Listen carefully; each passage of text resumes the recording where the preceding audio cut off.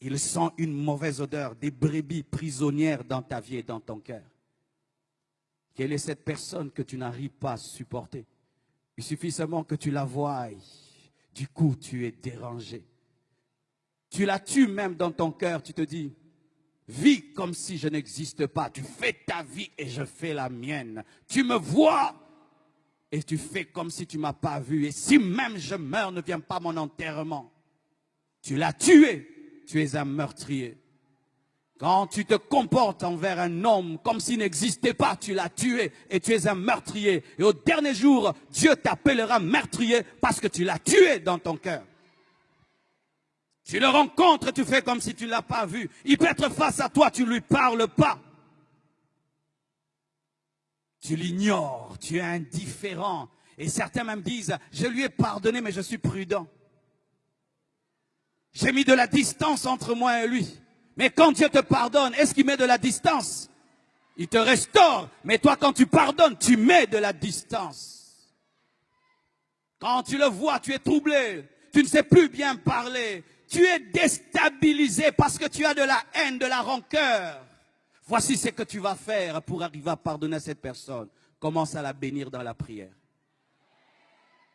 Un jour, une femme est tombée malade. Elle souffrait d'un problème gastrique. Elle est allée voir son pasteur. Et elle a dit, pasteur, prie pour moi. Et Dieu révèle au pasteur, cette femme ne sait pas pardonner. Il faudrait qu'elle puisse pardonner. Elle a dit, je ne peux pas. Et le pasteur lui dit, chaque jour, commence à bénir cette personne. Commence à bénir. Elle a commencé à bénir. Au début, c'était difficile. Oh Dieu, bénis-le. Ah non, il m'a fait trop de mal. Ah. Mais après, Seigneur, bénis-le. Seigneur, bénis, bénis. Et un jour, elle vomit une boule comme ça, avec des tentacules.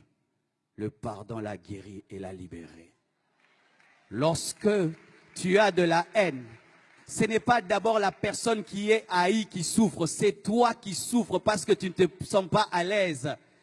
C'est toi qui souffres en premier parce que quand tu pries, Dieu ne t'exauce pas et toi, tu n'es pas à l'aise. Quand tu vois cette personne, tu es dérangé. Elle n'est pas dérangée, mais c'est toi qui es dérangé. Libérez les captifs. Libérez les captifs. Ouvrez vos prisons. Ouvrez les prisons de vos cœurs.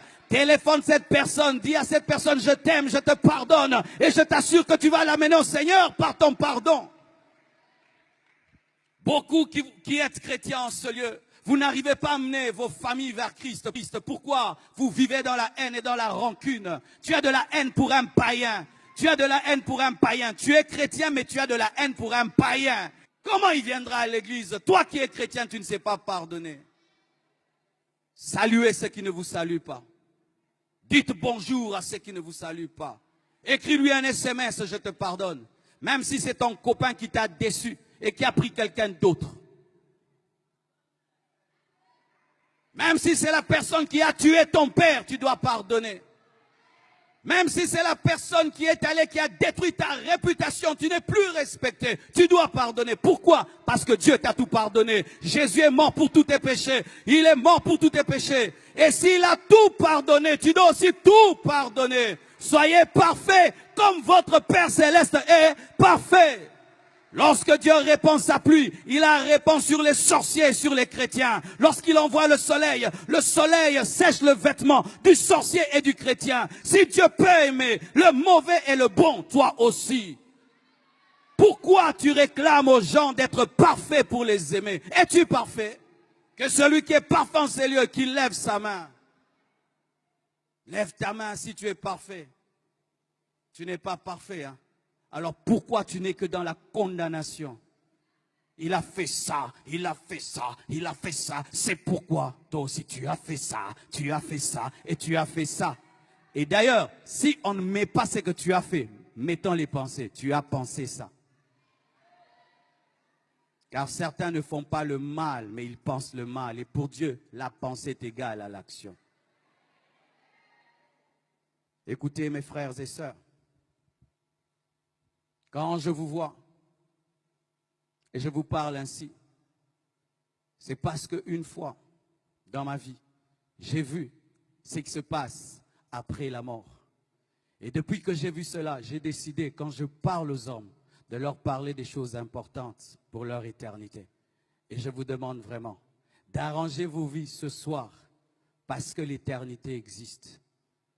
J'ai eu une vision d'un jeune homme qui était dans le coma à l'hôpital et qui avait un grand-père qui lui prêchait la parole. Et son grand-père lui a prêché la parole lorsqu'il est sorti du coma, il lui a présenté Jésus. Et ce jeune, malgré qu'il était malade, a refusé. Et quelque temps après, il est mort. Et voici ce que j'ai vu. Lorsqu'il est mort, il y a eu comme un trou sous son lit. Il a commencé à descendre. Son âme descendait dans le feu. Et je l'accompagnais dans ce feu.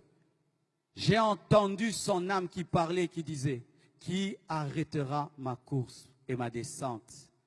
Et je sentais la joie du diable, des démons, qui était dans la joie de voir cette âme perdue pour l'éternité. Et il regrettait de n'avoir pas écouté son grand-père. Et après, j'ai vu une autre vision. Ce jeune est revenu dans son corps et son grand-père lui a prêché et il a été sauvé.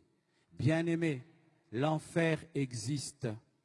Et ici, il y a des âmes précieuses, tellement précieuses. Et si tu pouvais aujourd'hui faire comme ce jeune homme, pas écouter ton grand-père, mais écouter Jésus, prendre une décision aujourd'hui de faire une vraie repentance, une vraie confession à la lumière de la parole qui t'a été présentée. Que Dieu vous bénisse abondamment.